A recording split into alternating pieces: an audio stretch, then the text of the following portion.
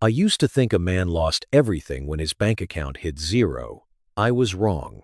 I lost everything the morning my wife drained our savings, handed my name to federal investigators, and let the world call me the thief behind a $37 million fraud.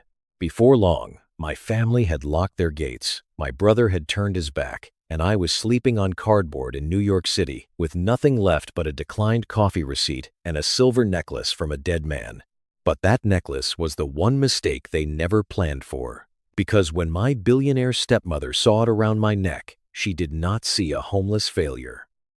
She saw the missing truth her dead son had died trying to protect. And before this story was over, the woman who destroyed me would come back asking for the forgiveness she never gave me. What hurt most wasn't losing the money. It was realizing my wife knew exactly which papers to use, which doubts to twist, and which family members would rather protect their name than ask if I was innocent. Before we begin, tell me this. What time are you listening? And where are you watching from? Drop it in the comments. I would truly like to know who is hearing my story tonight. My name is Calder Vale, and the signature that destroyed my life started at my own kitchen table. My name is Calder Vale, and in my family, being the son meant you learned early how to make yourself useful without expecting applause. My older brother Merritt was the one people listened to. My father, Orson Vale, trusted him with rooms full of investors, lawyers, and men who wore expensive watches like proof of character. Me, I was the one they called when something had to be fixed quietly. Risk reports, compliance problems, numbers that did not add up. I was good at spotting trouble for other people. That is the part that still gets me. I never saw it coming in my own kitchen. It was early spring on the Upper East Side, 3 weeks before my knee surgery. Nothing dramatic. No thunder outside, no broken glass, just my wife, Sable, sitting across from me at the breakfast table with a folder between us and worry arranged carefully on her face. She had always been good at that, making concern look soft. "You know I hate talking about this stuff," she said, sliding the papers toward me. "But if something goes wrong during surgery, I don't want to be locked out of everything." I looked at the folder: joint savings, emergency account access, retirement beneficiary updates, digital authorization forms, normal things, or so I thought.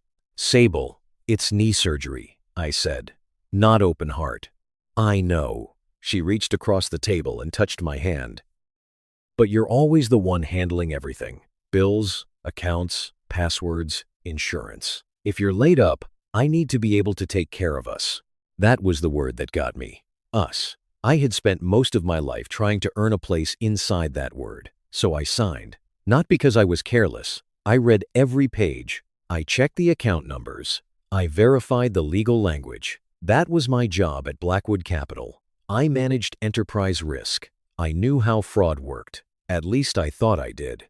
What I missed was the one thing no policy manual can teach you.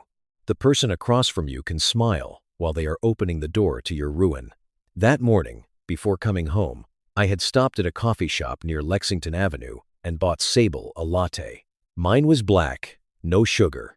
The total came to $2.75 after I used a loyalty credit.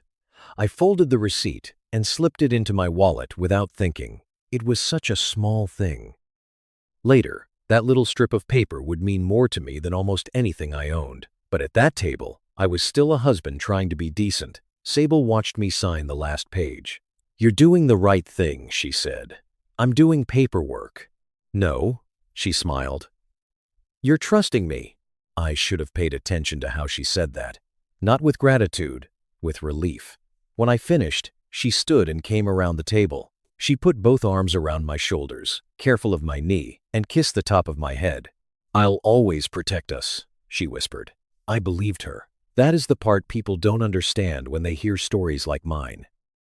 They ask, "How could you not know?" As if betrayal arrives wearing a name tag. It doesn't. It comes wearing your wife's perfume. It pours your coffee. It reminds you to take your medication. It says, "I love you," right before it empties your life. Under my shirt, resting against my chest, was a silver necklace I had worn for years. It had belonged to Lucian Blackwood, my stepmother Marin's son. Lucian was gone by then, dead long enough that most people in the family spoke of him carefully or not at all. He was not my blood brother, but he had treated me more like family than most people who shared my last name. Years earlier, he had pressed that necklace into my palm after a charity event downtown. I remembered the way he looked at me, serious in a way that did not fit the room. "Don't let them make you small, Calder," he had said. I laughed then, because I thought he was giving me brotherly advice. I did not know it was a warning. After Sable left for her office, I gathered the papers, scanned copies into our household folder, and placed the originals in the small fireproof safe beside the hall closet. Everything was orderly. Everything was documented. That should have comforted me. Instead, as I closed the safe, I felt the necklace shift beneath my shirt, a small pressure against my chest. Not painful, just present. For a moment, I stood in the hallway and listened to the apartment, the refrigerator humming, traffic below, a neighbor's dog barking somewhere down the hall. Ordinary sounds from an ordinary morning. I had no way of knowing that the documents I had just signed were not protection. They were access. And the signature my wife kissed that morning would become the first piece of evidence used to call me a criminal. 3 weeks later, I walked into a coffee shop with my debit card, my wedding ring, and my name still intact. By noon, all three were gone. I went back to the same coffee shop 3 weeks later because ordinary habits have a way of making you feel safe. My knee was stiff from the brace, and I had a physical therapy appointment across Midtown in 40 minutes. I ordered my usual black coffee, reached for my debit card, and tapped it against the reader. Declined. The cashier gave me the polite look New Yorkers give when they want a problem to move along. "Try it again," I said. "It's probably the machine." It was not the machine. The second card failed. Then, the third. Behind me, a man in a gray coat muttered, "Come on, buddy. Some of us have places to be." I left the coffee on the counter. The cashier handed me the little receipt without meeting my eyes. Transaction declined. 2 words. Clean, mechanical, humiliating. Outside, I opened my banking app. Savings, 0. Emergency fund, 0. Retirement reserve, inaccessible. Investment account, frozen. For a few seconds, I stood on the sidewalk while people moved around me like water around a stone. My first thought was not fraud. It was error. People like me always think systems will correct themselves if we just find the right person to call. Then my phone started vibrating. Corporate compliance. Unknown number. Another unknown number. A reporter from a financial news site. Then the email came through. Immediate suspension pending investigation. Attached was a federal complaint accusing me of helping move $37 million through fraudulent investment vehicles connected to Blackwood Capital. I read the first page 3 times and still could not make the words belong to me. I called Sable. Voicemail. Again. Voicemail. The third time, the call did not go through at all. Blocked. That was when the floor inside me shifted. I took a cab home because my leg was hurting too much to walk fast. The apartment door was locked from the inside chain, which made no sense because Sable was supposed to be at work. The super opened it after I showed ID. Half the closets were empty. The safe was open. My passport was gone. My backup drives were gone. The drawer where we kept bank statements, tax files, insurance papers, everything had been cleaned out with the kind of care that made panic feel too small a word. On the kitchen counter sat an envelope, divorce papers, a temporary protection request, claims of emotional abuse, financial control, manipulation. She had not just left me. She had built a story sturdy enough for strangers to stand on. Before I could call an attorney, 2 federal agents arrived with a search warrant. They were professional, almost kind, but every question carried the same quiet assumption. Where were the offshore account records? Who helped me move the money? Why had I deleted certain files? I answered calmly because I still believed facts would matter if I kept my voice steady. By evening, my face was online.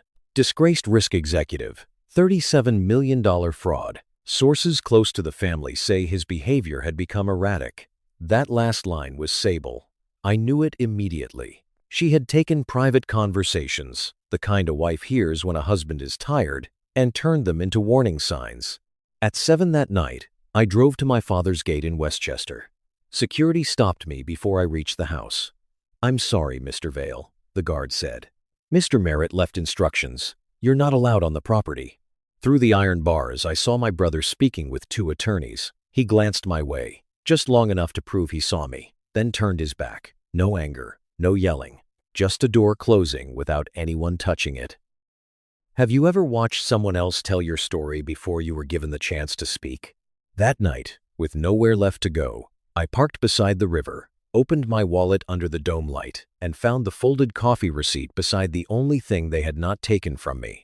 I sat in my car beside the river until the city lights blurred against the windshield. Not because I was crying, because I was tired in a way sleep could not fix. The folded coffee receipt was still in my hand. Transaction declined. Such a plain phrase for the moment a life begins coming apart. I almost threw it onto the passenger seat, but when I opened the back pocket of my wallet, my fingers touched the thin silver chain I had tucked there during physical therapy weeks earlier. Lucian's necklace. I had taken it off for an appointment and forgotten to put it back on. For a while, I just held it under the small dome light. It did not look expensive. A jeweler might have given me enough for a motel, maybe 2 nights if I was lucky. I thought about that longer than I like to admit. Then I remembered Lucian standing beside me after a charity dinner, lowering his voice so no one else could hear. "Don't let them make you small, Calder." Back then, I thought he meant my father, or Merritt. Maybe the family habit of praising me only when something went wrong and needed fixing. Now those words felt heavier. I put the chain around my neck and tucked it under my shirt. I did not know it at the time, but that was the first decision I made after losing everything that still felt like mine. The next few days did not collapse all at once. They came apart in pieces. Blackwood Capital terminated my contract, pending the investigation. My attorney called me on a Thursday afternoon and said his firm had a conflict they could not responsibly overlook.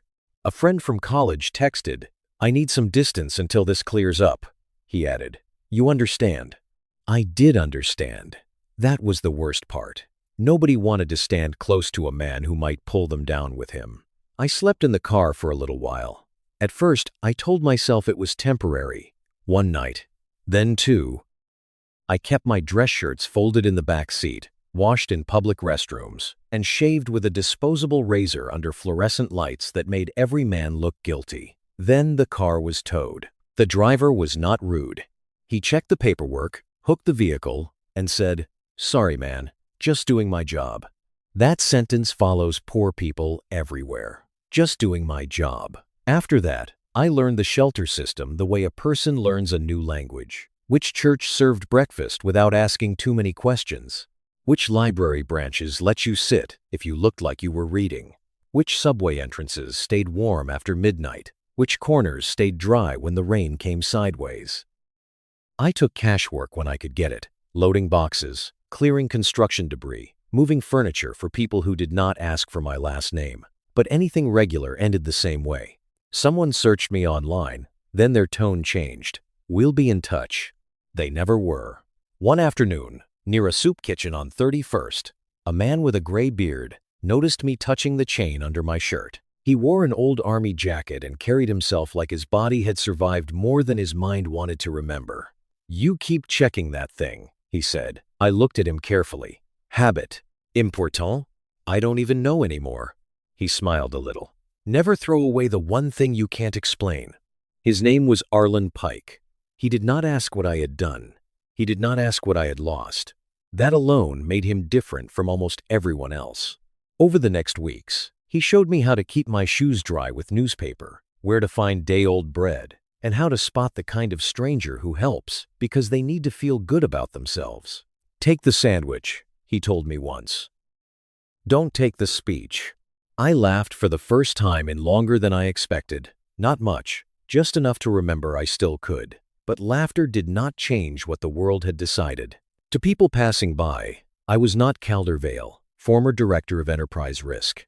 I was not a husband, not a son, not a man who had once reviewed billion-dollar exposure reports before breakfast. I was a body beside a paper cup. Sometimes people gave me $1 without looking down. Sometimes they looked too long, trying to decide if they recognized me from the news. The money did not bother me. The pity did not even bother me much. It was the erasure. The way a person could stand 5 feet from you and act as if your life had already been settled. Sometimes, the deepest betrayal does not come from strangers. It comes from the people who never even asked for your side. Near the end of those weeks, the weather turned sharp again. I spread a piece of cardboard near a parking garage entrance off Fifth Avenue because the building blocked most of the wind. My knee ached. My coat smelled like rain. Arlen had gone to check another meal line, and I was trying to decide whether pride was useful when it could not buy food. That was when a black sedan slowed near the curb. I almost looked away. People in cars rarely bring anything good. But the rear window lowered halfway. A woman inside leaned forward, her face pale with recognition. She was not looking at my beard, or my torn sleeve, or the cardboard beneath me. She was staring at the silver chain that had slipped loose from my collar. Then she whispered a name I had not heard in years. Lucian? The woman in the back seat did not look away after saying Lucian's name. That was what made me uneasy. Most people who saw me on the sidewalk either passed too quickly or stared too long. She did neither. She looked at the necklace as if the rest of the city had vanished. The sedan stopped where cars like that usually kept moving. 2 security men stepped out first. My body reacted before my mind did. I gathered my coat closer and prepared to leave. One guard raised a hand, not threatening, just steady. "Sir," he said, "someone would like to speak with you." Then she stepped onto the curb. Marin Blackwood. I recognized her before my mind could place her. Not from family dinners, because those had ended years ago, but from magazine covers, charity events, company announcements. My father's second wife, Lucian's mother. A woman people described with words like formidable and private. She came toward me slowly. The guard stayed close, but she waved them back. Then she did something I still remember more clearly than anything she said. She knelt. Right there, on the sidewalk, beside cardboard, traffic grit, and people pretending not to watch. Not above me, not past me, at eye level. "Where did you get that necklace?" she asked. My hand closed around it. "It was given to me." By whom? I could have lied. Street living teaches you to protect the few things that still belong to you, but grief has a sound, and I heard it in her voice. "Lucian," I said, "years ago." Her composure cracked, but only for a second. Lucian was wearing that the night he died. I looked down at the silver charm. On the back was a small scratch near the edge, one I had noticed 100 times but never understood. Marin reached toward it, then stopped before touching me. "He made that mark when he was 12, she said. "Dropped it on the marble steps at my father's house. I told him I'd have it repaired. He said no. He liked that it proved things survive being damaged." The morning noise around us seemed to fade. I had thought the necklace was a memory. To her, it was evidence. She asked if I would come somewhere private. Not her home. Not Blackwood Capital. A company apartment nearby where no reporter would see us. Every lesson from the last few months told me to refuse. Wealthy people had already taken my wife's word, my father's house, my job, and my name. Trust felt like walking back into a room after it had already caught fire. Then I remembered Arlen's voice. "Never throw away the one thing you can't explain." So I said, "I'll come. But I'm not handing this over." Marin nodded. "I wouldn't ask you to." The ride to Midtown took less than 15 minutes.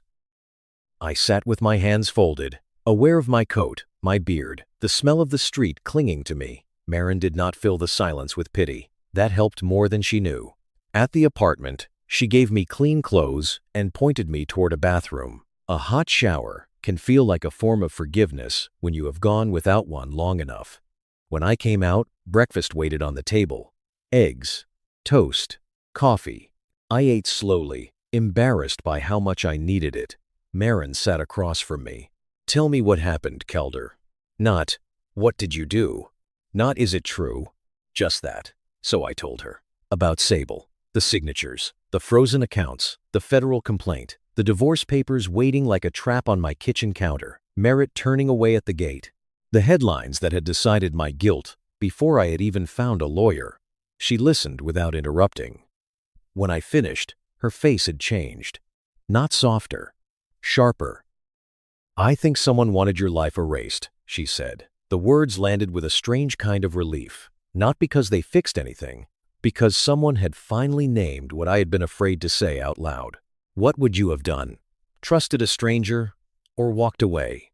Marin stood and made 2 calls, one to Odessa Crane, her attorney, another to a private investigator she trusted. Then she looked at Lucian's necklace, resting against my borrowed shirt. "We're gonna find the truth," she said.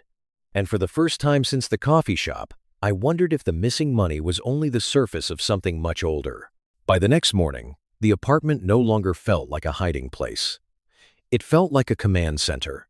Marin had slept little. I could tell by the way she held her coffee without drinking it. Still, when the elevator doors opened at 9, she stood straight, composed, and ready. 2 people stepped inside. The first was Odessa Crane, a former federal prosecutor with calm eyes and a voice that made every sentence sound measured. The second was Bram Huxley, a digital forensic investigator built like a retired linebacker, carrying a laptop case and a stack of sealed drives. Neither one shook my hand like they were meeting a disgraced man. They shook my hand like they were meeting a witness. That small difference mattered. Odessa sat across from me and opened a yellow legal pad. "I'm not going to ask whether you did it," she said. I looked at her, surprised. She continued, "I'm going to ask who needed everyone to believe you did." That was the first intelligent question anyone had asked since my name became a headline. For the next several hours, we went through everything in order. The papers Sable had asked me to sign, the surgery schedule, the day my accounts were drained, the email from compliance, the agents at my apartment, the divorce filings, Merritt, leaving orders at my father's gate before I had even reached out. Bram typed quietly while I spoke. Every so often, he asked for a time, a device, a password reset notice, a bank alert I might have ignored. By late afternoon, he had enough to start building a timeline. He turned his laptop toward us. "Nearly all the disputed authorizations used Calder's credentials," he said. "That part matches the complaint." I felt my stomach tighten. Then he tapped the screen. "But look at the timestamps. This one went through while he was checked in at physical therapy. This one overlaps with post-op imaging. This one came from an IP address tied to a device that was never in his possession." Odessa leaned closer. "So someone borrowed his identity." Bram nodded. Carefully, repeatedly. "And with access, only someone close could provide." Close. That word did more damage than accusation, because close meant Sable, close meant family. Close meant people who knew where I kept my records, how I named files, what password patterns I used, and which private doubts could be dressed up as instability. Marin was quiet for a long moment. Then she said, "This is not only about Calder." Odessa looked at her. "No, I don't think it is." That evening, Marin asked me to come with her to the private archives connected to her late husband's estate records. The room was climate-controlled and almost painfully orderly, lined with boxes that looked too neat to contain grief. We spent hours opening files, Lucian's volunteer reports, old family photographs, legal correspondence, receipts from charities he supported without public credit, a life reduced to folders. Near the back of a mislabeled estate box, Marin found a sealed envelope. The paper had yellowed at the edges. It was addressed to Lucian Blackwood, in Thomas Blackwood's handwriting. Marin's hand trembled before she opened it. Inside was a letter, not long, not dramatic. That somehow made it worse. Thomas wrote that he had discovered irregular transfers inside several family trust accounts. He believed someone was hiding control shifts beneath legitimate corporate restructuring. He feared that if he moved too openly, the evidence would disappear before Lucian could preserve it. Then came the sentence that stopped me cold. "If anything happens to me before this is resolved, never let the records disappear. Trust Calder. He understands numbers better than politics." I read it once, then again. For months, people had treated me like a fraud hiding behind a respectable job. Yet years before all this, Thomas Blackwood had seen the one thing my own family rarely admitted. I was useful because I understood truth in numbers. Not power, not image. Truth. Marin pressed the letter against her chest. Her face did not break, but something in her posture did. "Lucian never received this," she said. Odessa examined the envelope. Then someone made sure he didn't. The room felt smaller after that. The necklace beneath my shirt no longer seemed like a keepsake. It felt like a message that had been waiting for the right person to understand it. That night, I barely slept. I kept thinking about Sable at our kitchen table, telling me I was trusting her.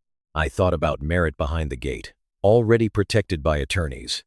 I thought about my father, who had not made one call to ask whether his youngest son was telling the truth.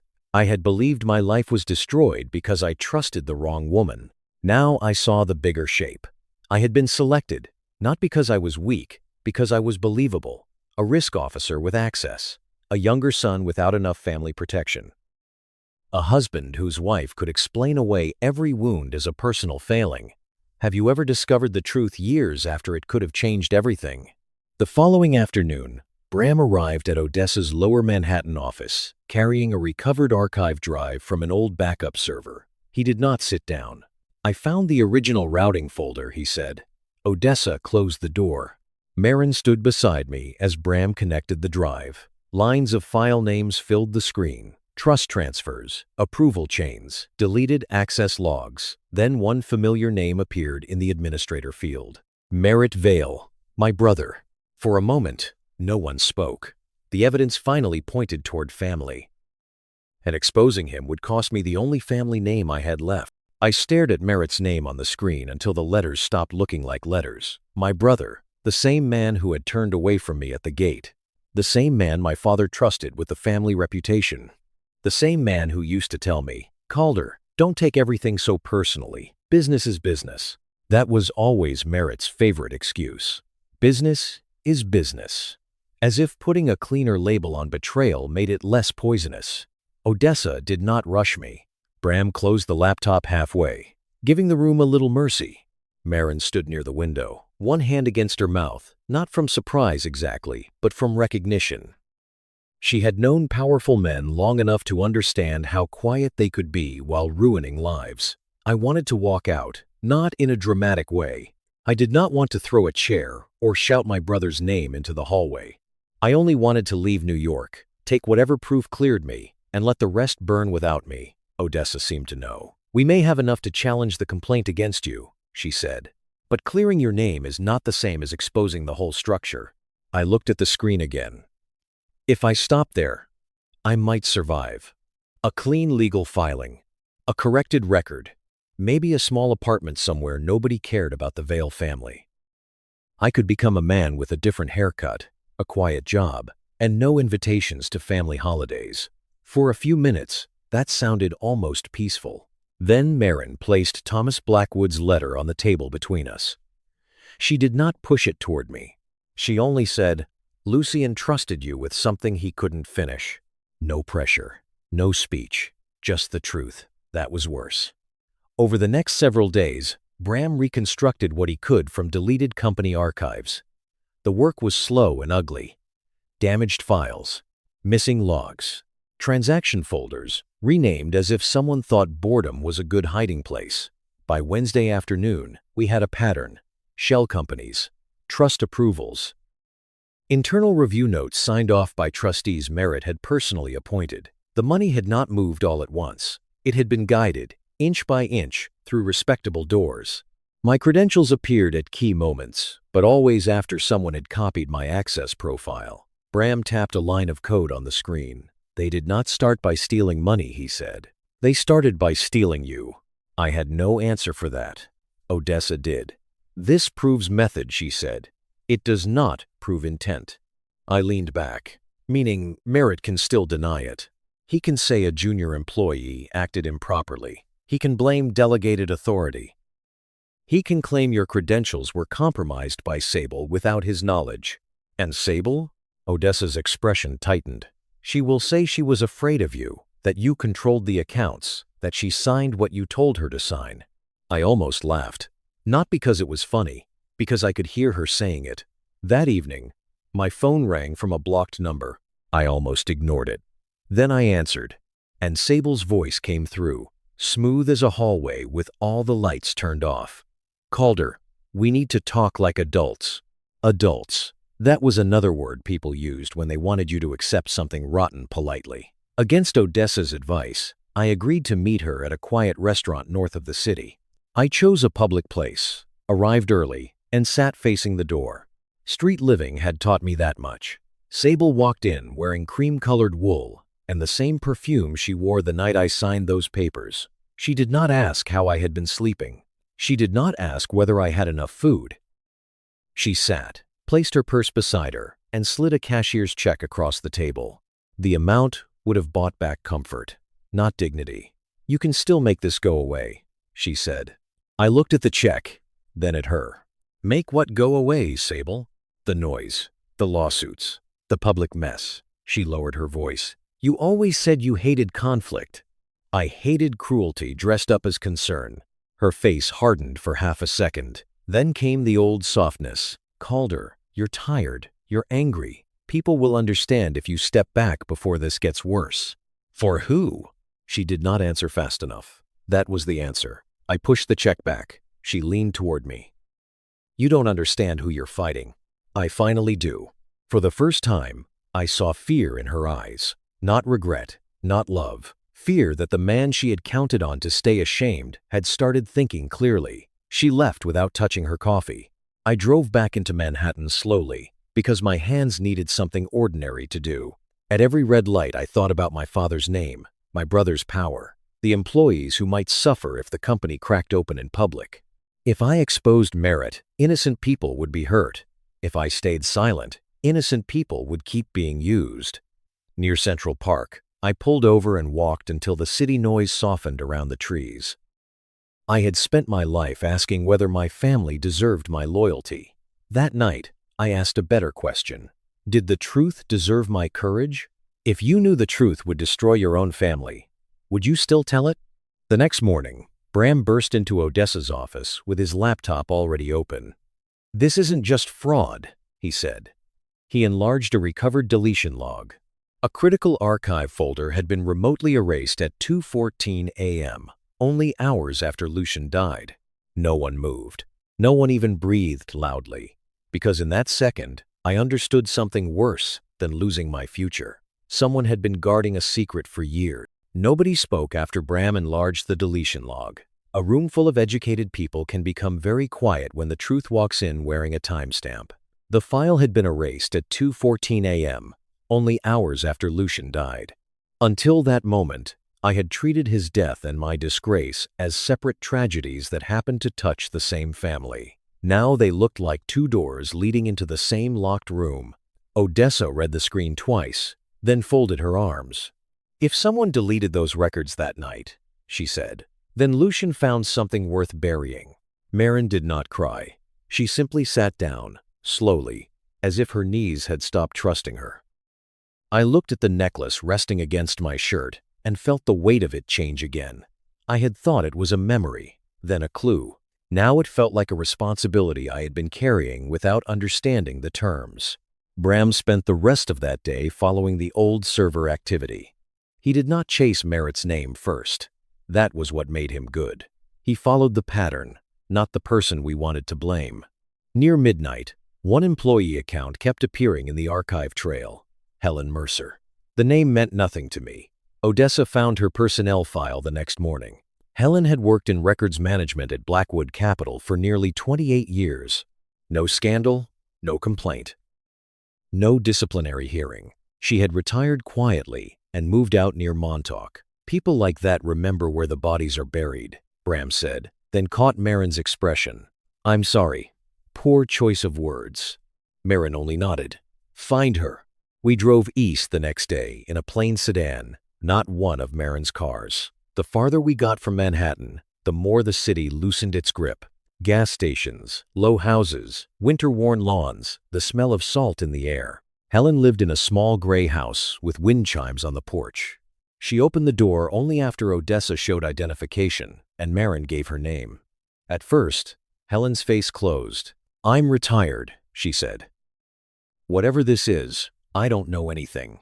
Maren reached into her handbag and placed Lucian's necklace in her palm. Helen stared at it.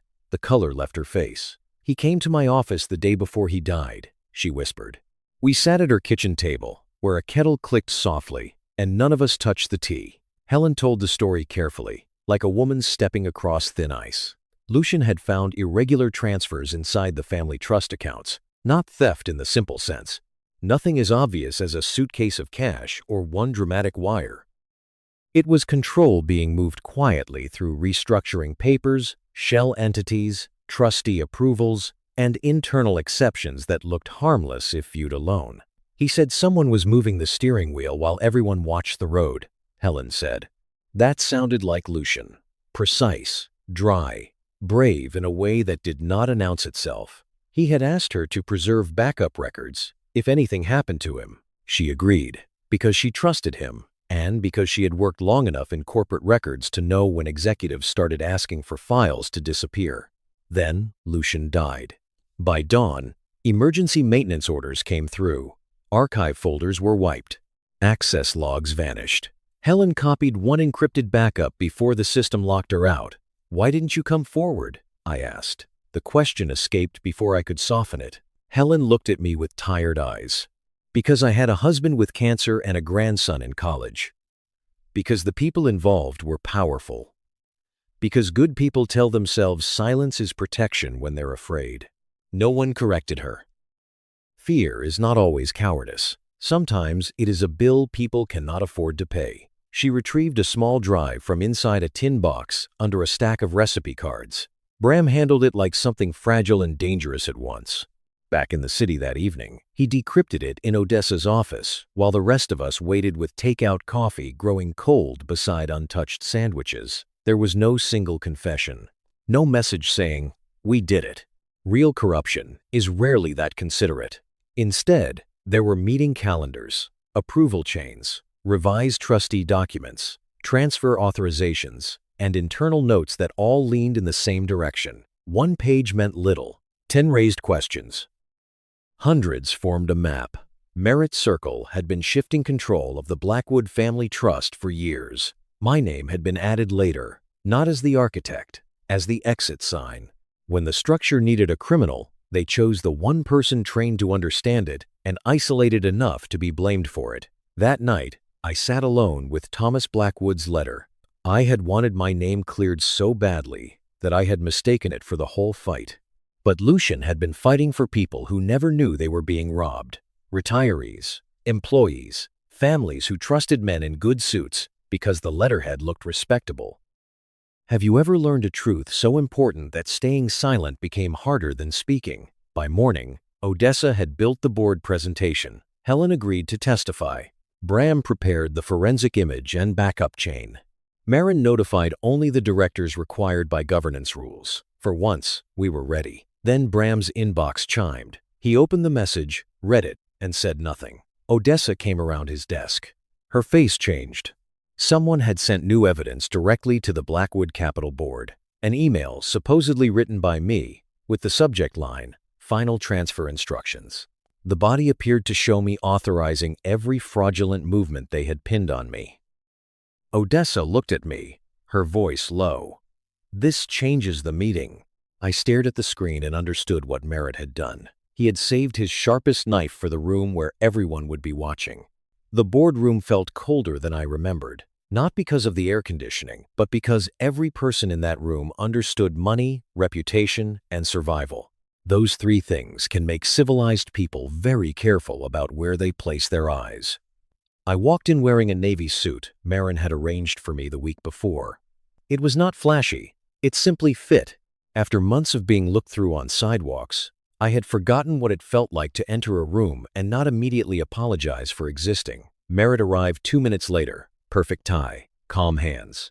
That mild expression he used whenever he wanted people to believe panic was beneath him. Sable sat near his legal team. She looked polished, pale, and determined not to see me. Odessa began with the timeline. No speeches, no outrage, just facts. My physical therapy records, hospital check-ins, device logs, copied credentials, deleted archives, Helen Mercer's preserved backup, Thomas Blackwood's letter, Lucian's missing files. Slide by slide, the room changed. Directors who had avoided my face began looking at Merritt. One man removed his glasses and cleaned them, though they were not dirty. Another tapped his pen against the table until Marin quietly looked at him, and he stopped. Then Merritt's attorney stood. "We have recently received evidence the board must consider before any action is taken." He passed out printed copies of an email supposedly written by me. Final transfer instructions. In the body, one sentence seemed to cut the room in half. I know exactly how to move the money without anyone noticing. There it was, the line they needed. A sentence ugly enough to make every doubt return. Sable finally looked at me then, not with sorrow, with calculation. Merritt leaned back, almost relaxed. Odessa asked for a short recess. In the side conference room, nobody spoke until Bram set the page on the table and pointed to the header. "This is wrong." Odessa turned to him. "How wrong?" "The kind of wrong people make when they forge the body and forget the bones." Bram already had the forensic image of the archived mail server. That saved us. He did not need permission to go fishing through live company systems. He had the preserved copy, sealed and logged before Merritt's team knew we had it. 10 minutes later, we returned. Bram connected his laptop to the boardroom screen. His voice stayed plain, which made the moment stronger. "The visible date says this email was sent months ago," he said. "The metadata says it was created 43 days after Mr. Vale's credentials were permanently disabled." The room went still. He continued. "The routing path is inconsistent with Blackwood Capital's mail server at that time. The archive ID was manually inserted. The attachment history shows later modification from an administrator terminal tied to trustee operations." Merritt's attorney objected. Merritt interrupted. Sable whispered something sharp to the lawyer beside her. For once, noise helped us. It made them look afraid. Odessa waited until the room settled. Then she asked Merritt one question. "If that email is genuine, why was its backup file created after Caldervale no longer had access to the system?" Merritt looked at the screen, then at the board, then at me. No answer came. That silence did what my pleading never could. Marin stood. "My son trusted this company," she said. "My husband built it. Neither of them meant for it to become a place where truth could be deleted." She sat back down. The vote came quickly after that. Merritt was removed as trustee pending federal investigation. Independent auditors were appointed. Emergency preservation orders were approved. Sable's legal team requested a private conference and was denied. As security waited near the door, Merritt finally came close enough for me to hear him. "You chose them over your own family." I looked at my brother, and for once, I did not feel smaller. "No," I said. "I chose the truth before there was any family left to save." His face did not break. Men like Merritt rarely give you that satisfaction. But his eyes changed. He knew the room no longer belonged to him. After the board began clearing out, Sable approached me. "I never thought it would go this far," she said. That was probably the most honest thing she had ever told me. "You planned this," I said. "No, Calder. I was scared. Merritt said it could be contained." "No, you planned it. I survived it." Her mouth tightened. For a second, I saw the woman from my kitchen table, the one who kissed my signature and called betrayal protection. "I'm sorry," she whispered. I had once needed those words so badly, they might have saved me. Now they arrived too late to own any part of my future. Forgiveness does not always mean reconciliation. Do you think you could have done what I did? When I left Blackwood Capital, I reached into my wallet outside the elevator and touched the old declined coffee receipt. I did not smile because the fight was over. I smiled because the lie had finally met something it could not buy, scare, or erase. The case was breaking open, but healing would take longer than justice. Healing did not arrive the way people think it does. There was no single morning when I woke up and felt whole again. No courthouse step where sunlight broke through and washed everything clean. What came instead were phone calls, signatures, depositions, revised statements, meetings with regulators, and quiet afternoons where I had to repeat the worst parts of my life to people paid to verify them. 6 months passed like that. Merritt was formally indicted on conspiracy, wire fraud, obstruction, and evidence tampering. The civil cases from shareholders and trust beneficiaries moved forward on their own track. Blackwood Capital survived, but not untouched. Independent auditors took control of the restructuring, and the old trustee board was dismantled piece by piece. As for Sable, she reached a confidential divorce settlement. She did not go to prison. Investigators concluded she helped build the fraud, but Merritt had directed the larger scheme. Still, she lost the life she had tried to steal from me. The apartment, the access, the invitations, the soft smiles from people who once believed she was brave for escaping me, I did not celebrate. Watching someone fall is only satisfying when you are still angry enough to think pain can balance a ledger. By then, I understood something else. Some debts are paid in court. Others follow a person home. The charges against me were dismissed on a gray Tuesday morning in Lower Manhattan. No television vans waited outside. No commentator apologized. The same outlets that had called me the face of a $37 million fraud barely gave my innocence a paragraph. That bothered me for about 10 minutes. Then Odessa handed me the dismissal order, and I realized I was holding something stronger than applause. My name. Not polished, not untouched, but mine again. Marin kept her promise in her own way. She did not offer me some grand title at Blackwood Capital, and I respected her more for that. Instead, she asked me to help build something separate. The Lucian Blackwood Foundation. We focused on people ruined by financial manipulation, identity theft, elder fraud, and family members who treated trust like an unlocked door. The first man who came in reminded me of myself so sharply I had to step outside for air. He was 72, retired, and ashamed because his own nephew had drained his accounts. I should have known better, he said. I told him the truth. People who love you know exactly where you stop guarding the door. One morning, before heading to the foundation office, I stopped at the same coffee shop where my card had been declined. The same cashier was there. He recognized me, then glanced at my wallet as if he remembered too. Looks like things turned around, he said. People help turn them, I answered. I ordered 2 coffees, one black and one with cream for Arlen. When I opened my wallet, the old declined receipt slipped forward, faded but still readable. The cashier smiled a little. You kept that? Some things are worth remembering. Later, I found Arlen Pike on the same bench where we used to sit when the wind cut through our coats. I handed him the coffee. He laughed. Well, look at you, paying full price now, trying not to get proud about it. We sat together without rushing. I told him about Merit, the boardroom, the foundation, and the people we were starting to help.